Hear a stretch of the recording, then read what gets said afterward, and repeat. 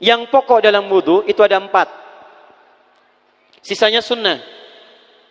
Awas, kalau yang 4 ini tidak sempurna maka batal wudunya. 1. Faghsilu wujuhakum, basuh wajahnya.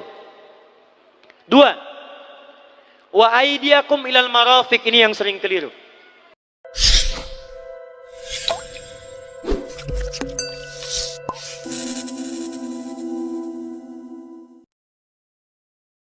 Kalau sholat kamu ingin sempurna, maka sempurnakan dulu wudunya.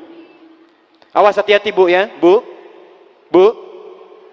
Lihat baik-baik. Kata para ahli hadis, kenapa Nabi mengajarkan wudu dulu? Padahal orang ini yang salahnya sholatnya. Kenapa wudunya yang diajarkan? Kata para ahli hadis, ini menunjukkan ada kaitan antara wudu dengan sholat. Kalau orang benar wudunya, pasti benar sholatnya. Kalau orang wudunya salah, akan berdampak pada tidak sempurna sholatnya.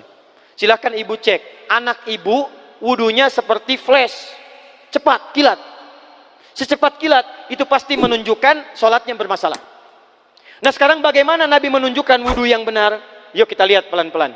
Buka Quran surah ke-5 ayat ke-6, paling kiri sebelah atas. Ayo lihat sini, lihat. Kata Nabi, kalau sholatnya ingin sempurna dimulai dari wudu.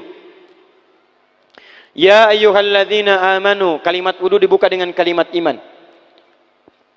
Idza qumtum ilas shalah, kalau kamu ingin sempurna dalam menunaikan salat, faghsilu wujuhakum, maka mulai dengan menyempurnakan wudu. Lihat baik-baik, saya tidak bermaksud mengajarkan, hanya mengulang kembali apa yang kita pelajari. Yang pokok dalam wudu itu ada 4. Sisanya sunnah. Awas, kalau yang 4 ini tidak sempurna maka batal wudunya. 1. Faghsilu wujuhakum, basuh wajahnya. Kalau disebutkan wajah dalam bab wudu, itu tidak ada yang lain kecuali bagian tampak muka. Gitu ya. Kalau yang punya jenggot, itu termasuk janggutnya di selai-selai. Kalau bapak kalau tidak punya jenggot atau belum punya jenggot, tidak usah maksa. Karena sunnah dalam hadis jenggot itu sunnah merawat, bukan menumbuhkan. Silakan buka tentang babul liha, bab jenggot. Itu hadis-hadis tentang sunnah jenggot, sunnah merawat. Merawat bagi yang punya jenggot. Tapi yang tidak punya jenggot jangan dipaksakan. Beli arang, sok. Beli timun, tidak usah. Ya, tapi kalau ada jenggotnya silakan rawat dengan baik supaya menampakkan nilai-nilai kemuliaan. Tahan. Sekarang kita mulai. Bagaimana cara berwudu yang baik? Perhatikan baik-baik. Kata Quran faghsilu, membasuh wajah, kalimat Qurannya menggunakan kata ghasala. Ghasala itu ambil airnya, tumpahkan di tempat yang dibasuh. Ambil airnya, tumpahkan di tempat yang dibasuh.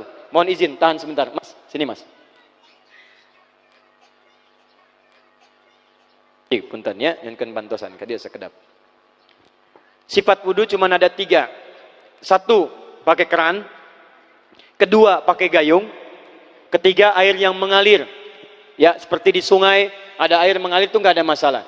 Tapi kalau menggunakan gayung atau semisalnya, Nabi itu diriwayatkan dalam hadis itu sangat menghemat air.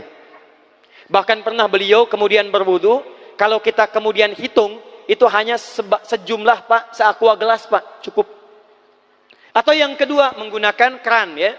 Kalau sekarang kita ada keran, contoh ini kerannya. Ya. Kerannya agak tinggi sedikit. Dan kita sesuaikan. Ambil airnya. Misal contoh, ghasala itu bukan ditumpahkan, ambil air, tumpahkan di tempat yang akan dibasuh begini. Yang telunjuk itu kemudian menghapus atau menghilangkan kotoran di sela-sela mata, contoh.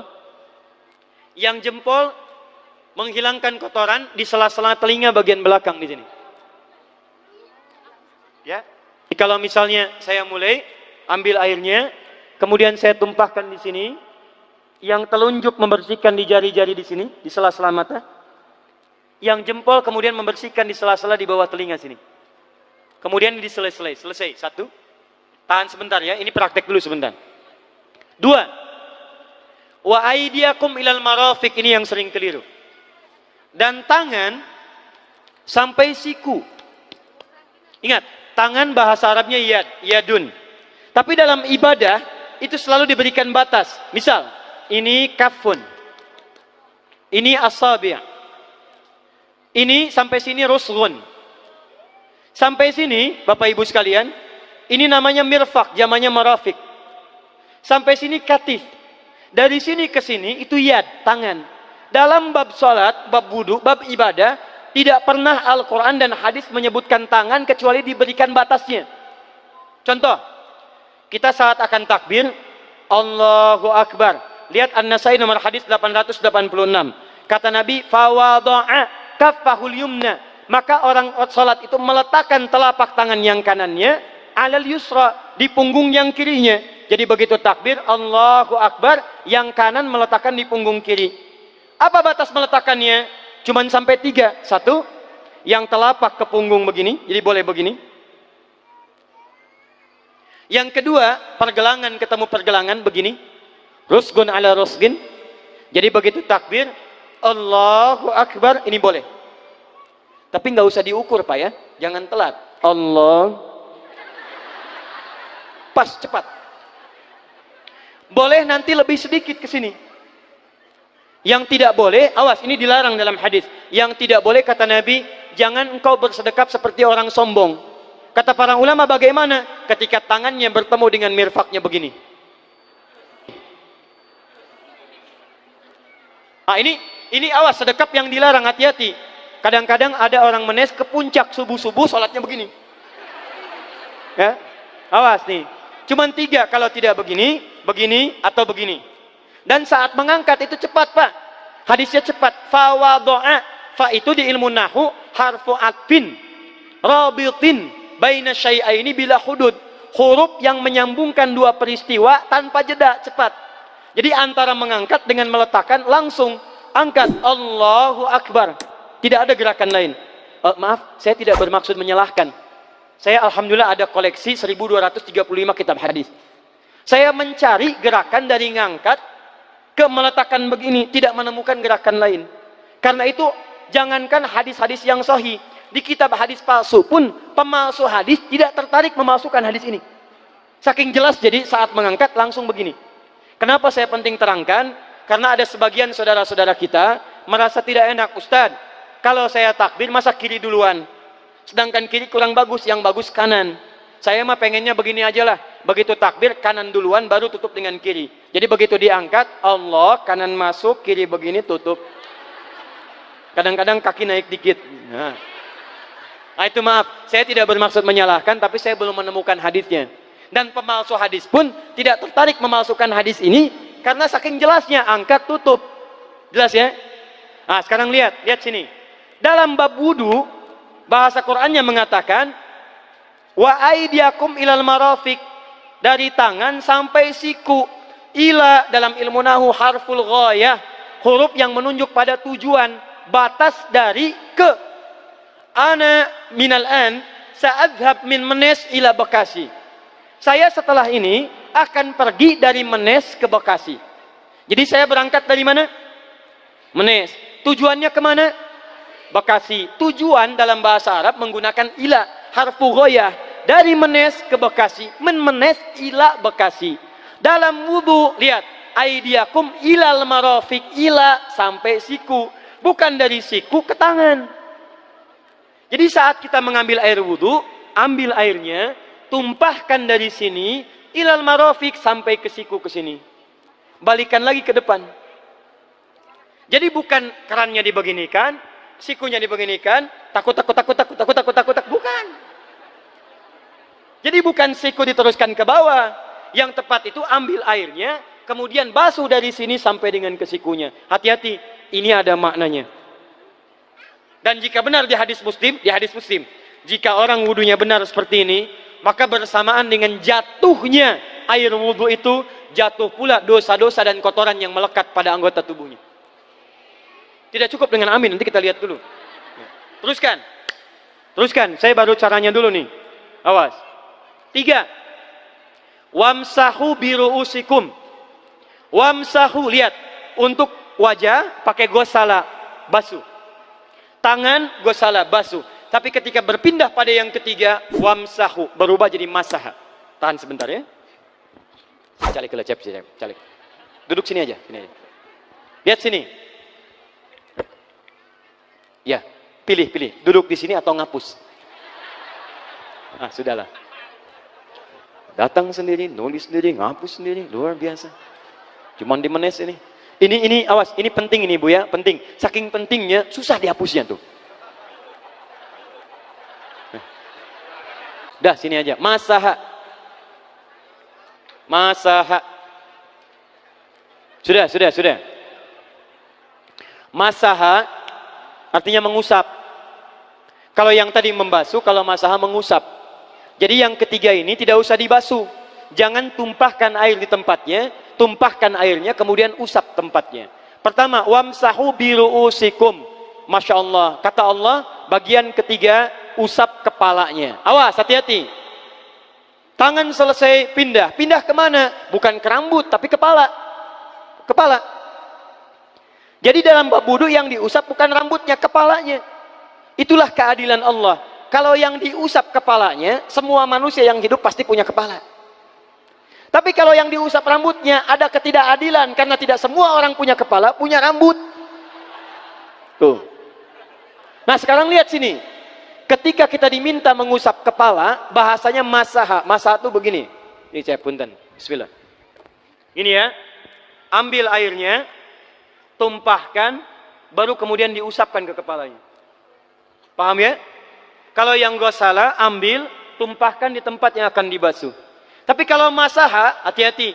Ambil airnya, tumpahkan, baru diusap. Jadi bukan diambil air, tumpahkan di kepala begini. Paham? Tahan sebentar. Dan ini menggunakan huruf ba, Masya Allah. Ba, lihat, wajah tidak pakai ba. Tangan tidak pakai ba, tapi khusus untuk kepala pakai ba. Wamsahu bi. Huruf ba dalam ilmu nahu. Coba dibuka yang suka ngaji, buka kitab Bughnil Labib an Kutubil A'arib, halaman 29 sampai dengan 59. Di situ ada penjelasan karya Ibnu Hisham Al-Ansari. Itu ada penjelasan tentang makna huruf ba. Huruf ba itu punya 14 arti dalam bahasa Arab. Ada ilsaq, ada istighraq, ada muhabah, ada ba li tab'id. Ba li tab'id dibagi dua, tab'id ma'al hudud wa tab'id bila hudud. Nah, yang ba ini, kenapa pakai ba? Kata para ulama, dari huruf ba yang 14 ini ada 3 makna yang diterapkan dalam ayat wudu. Satu, istighraq. Istighraq itu membasuh keseluruhan. Jadi kalau kita ingin wudu, ambil airnya, tumpahkan, basuh keseluruhan dari depan sampai ke belakang begini. Balikan lagi. Yang kedua, at-tab'id ma'at tahdid. Sebagian tapi dengan batas. Kata Imam Asy-Syafi'i, di mana batasnya ubun-ubun? Diboleh kalau kita mau wudu, misalnya ibu tidak bisa membasuh keseluruhan. Sedang pakai kerudung misalnya, jilbab nggak bisa dibuka. Tempat wudunya terbuka. Anda tinggal ambil air wudu, kemudian tumpahkan sedikit, boleh diusapkan bagian kepala sampai ubun-ubun, sah wudunya. 3, at-tab'id min duni tahdid. Sepanjang disebut bagian kepala, masuk kepala nggak ada batas. Ini kepala bukan? Ini kepala? Ini kepala? Jadi kalau Anda berwudu mengusap bagian kepala, itu sudah sah walaupun bagian tertentu diusap di kepalanya. Kapan ini dipraktekkan? Kata Imam Malik, kata Imam Abu Hanifah, ini dipraktikkan kalau seorang memiliki satu sakit di kepalanya yang tidak memungkinkan dibasuh keseluruhan. Misal, mohon maaf, ya ada orang misalnya, mohon maaf ya, tiba-tiba sedang jalan di kebun, tuh jatuh duren. Anak duren ya, jangan durennya yang besar. Tiba-tiba nimpa misalnya, duren teh bahasa rangatnya kadu, Bu, ya. Kadupak, kaduhung, ya, dan seterusnya. Kadu. Nimpa kepalanya, bocor misalnya. Kemudian dalam bocor itu diperban, kata dokter tidak boleh kena air. Saat bagian kepala yang tidak boleh kena air itu, bukan berarti wudunya kemudian bisa batal atau boleh tayamum karena tidak bisa mengusap kepala. Kata para ulama, boleh dia mengusap bagian kepala yang lain yang tidak terluka. Itulah kenapa Allah memberikan huruf ba di sini untuk kemudahan bagi kita dalam menunaikan wudu. Tapi pastinya yang dibasuh kepalanya bukan rambutnya. Jadi kalau ada laki-laki sudah dandan, sisiran, rapi, tiba-tiba keran dibuka, yang diusap cuma rambutnya, ulak. Itu batal wudunya. Tidak sah. Harus diulang. Terakhir kaki. Kaki dibasuh sampai dengan bagian mata kakinya, dan ini tidak perlu saya terangkan karena mudah bagi kita untuk mempraktekannya. Tapi yang ingin saya jelaskan satu ini saja. Perhatikan baik-baik. Yang 4 ini wajib wudu. Tambahannya sunnah. Niat dimasukkan dalam wajibnya. Lihat sini, kumur-kumur sunnah, telinga sunnah, istinsyak sunnah. Yang 4 ini wajib. Tapi terlepas dari wajib dan sunnahnya, perhatikan baik-baik. Kenapa ini disebut dengan wudu? Dan hebatnya Al-Quran mengistilahkannya dengan toharah. Toharah. Apa itu toharah? Apa itu suci? Toharah. Apa itu toharah? Suci. Apa itu suci? Toharah.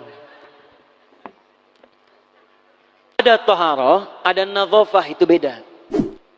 Kalau nadhafah, bersih luarnya, tapi belum tentu bersih dalamnya. Bisa jadi luarnya bersih, tapi dalamnya najis. Misal, hewan yang paling najis apa? Yang haram. Misal, hewan tadi itu, hewan babi misalnya, misal, dibersihkan, dimandikan, disisir, sampai bersih. Bersih tidak? Bersih, bersih. Tapi halal tidak? Suci tidak? Tidak. Al-khinziru nadhifun walakinnahu ghairu tahir. Babinya bisa bersih tapi tetap tidak halal, tidak suci dia, tetap haram, tetap najis. Paham? Tapi kalau bersih luarnya dan suci dalamnya, maka kalimatnya berubah dari nadhafah jadi toharah. Toharah. Orangnya disebut dengan tahir. Kalau rajin dikerjakan disebut dengan mutatahhir. Wudu dalam Quran disebut dengan toharah. Seakan-akan memberikan pesan, maaf, orang yang wudu itu bukan hanya bersih fisik luarnya saja. Jadi kalau orang wudunya bersih, bukan cuma wajahnya yang bersih. Kalau wudunya benar, bukan kotoran di tangan saja yang hilang. Tapi mohon maaf, fisik dalamnya itu ikut suci. Fungsi tangannya jadi bersih, fungsi wajahnya jadi bagus, fungsi lisannya jadi bagus. Makanya kata Nabi, kalau orang benar wudunya bersamaan dengan air wudu yang menetes, maka tumpahlah kotoran-kotoran di bagian fisik-fisik tubuhnya. Jadi kalau kita benar wudunya kumur-kumur, kukumur, masukkan, keluarkan, bersamaan dengan keluarnya air itu, maka kotoran-kotoran di lisan pun ikut keluar. Tangan dibasuh, bersamaan dengan dibasuhnya tangan, fungsi tangan yang kotor-kotor itu ikut hilang. Hadis Muslim. Makanya orang yang setelah selesai wudu dia berdoa, apa wudunya? Apa doa wudunya? Asyhadu an la ilaha wa asyhadu anna Muhammadan Allahumma minat waj'alni minal, lihat sini, minal mutatahhirin, minat tawabin. Lihat. Bapak Ibu kan baru wudu, tapi kenapa doanya selesai taubat? Allahumma ja'alni minat tawabin. Ya Allah, jadikan saya termasuk orang taubat. Kita kan baru wudu, kenapa doanya baru selesai tobat? Sedangkan tobat itu mengakui kesalahan, menyesali kesalahan, dan berjanji meninggalkan yang salah, mengganti dengan yang baik-baik. Makanya kalau orang wudunya benar itu, begitu dia kumur-kumur, dia ingat kesalahan apa yang dikerjakan oleh lisan ini. Jadi begitu kemudian ditumpahkan airnya, hilang kotorannya. Maaf, yang suka mencela wudu, selesai wudu tidak akan mencela lagi karena tobat dari celaan. Makanya kalau wudu Anda benar, coba ingat-ingat, siapa korban dari lisan Anda yang tajam itu? Apakah ibu Anda yang pernah menangis karena lisan Anda? Apakah ayah Anda yang kecewa karena kalimat-kalimat Anda? Apakah tetangga Anda yang menjauhi Anda karena kata-kata kotor Anda? Kalau tiap hari Anda wudu, tapi kemudian lisan Anda masih kotor juga, ada yang salah, Anda cuma menghabiskan air untuk menghilangkan kotoran di lisan. Itu tanda pertama. Tangan basuh. Makanya orang yang wudunya benar, tangannya tidak akan berbuat yang kotor lagi sampai ke ujung kakinya. Karena itulah ibadah ini disebut dengan wudu, seakar dengan kata dau. Kata para ulama, mereka sebagian mengatakan dau artinya cahaya, dau artinya sinar, dau artinya al-husnu, baik budi pekerti. Kalau orang benar wudunya, bertambah sinar di tangannya, sinar di wajahnya, sinar di lisannya. Apa sinar itu? Di dunia sinar-sinar amaliyah kebaikan, sifat-sifat baik, di akhirat pancaran-pancaran kemuliaan. Satud'a ummati yaumal qiyamati ghurral muhajjalin. Akan dipanggil umatku di hari kiamat dengan banyak cahaya melekat di tubuhnya. Tangannya ada cahaya, matanya ada cahaya, wajahnya bercahaya, kakinya bercahaya. Cahaya apa itu? Kata Nabi, min atharil wudu, dari bekas wudunya. Jadi kalau kita benar wudunya, itu kita jadi orang baik. Ada cahaya kebaikan dalam diri kita. Itu yang disebut dengan tawabin. Makanya kalau bapak ibu tiap hari wudu, Allahumma ja'alni minat tawabin, tapi mulut tidak tobat, tangan tidak tobat, kaki tidak tobat, ada yang salah dengan wudunya. Waj'alni minal mutatahhirin, jadikan saya orang bersih dan suci. Jadi kalau selesai wudu, pakaian bersih, wajah bersih, tangan bersih. Ini pakaian bersih, pakai jas, pakai dasi, tapi tangan tidak bersih, korupsi juga, mencuri juga, menipu juga, ada yang salah dalam wudunya. Kalau kita bisa mengerjakan wudu ini dengan baik, maka naik status kita. Disebut sebagai, langsung oleh Al-Quran, disebut hamba yang dicintai oleh Allah subhanahu wa ta'ala. Di Quran surah kedua Al-Baqarah ayat 222. Saya tutup. Lihat ayatnya. Di ujung ayatnya. Innallaha yuhibbut tawwabina wa yuhibbul mutatahhirin. Sungguh Allah akan sangat mencintai orang-orang yang taubat dan orang-orang yang terbiasa untuk bersuci. Kita selesai wudu mengatakan, Allahumma ja'alni minat tawabin waj'alni minal mutatahhirin. Dijawab oleh Allah, innallaha yuhibbut tawabin wa yuhibbul mutatahhirin. Karena itulah orang yang rajin wudu adalah orang-orang yang dicintai oleh Allah subhanahu wa ta'ala. Jadi kalau bapak ibu, maaf ya, sekarang cek.